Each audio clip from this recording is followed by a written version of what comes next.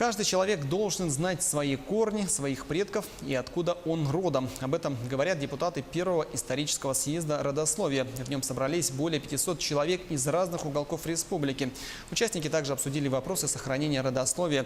В частности, речь шла о создании единого электронного архива родословия народов республики, о проведении российского форума. Также делегаты съезда подняли вопрос об объявлении 8 июля республиканским днем предков. Отметим, что в рамках этого мероприятия на территории Музея культуры и истории торжественно установили сергель.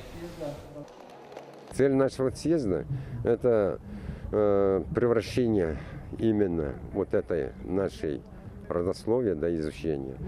Так как вот это и есть чисто стратегическая, даже государственной важности, будем говорить, да, работа по сохранению своей национальной идентичности, да и как человек, как члена семьи, рода, да. Поэтому мы хотим, чтобы это движение приняло массовый, систематизированный подход.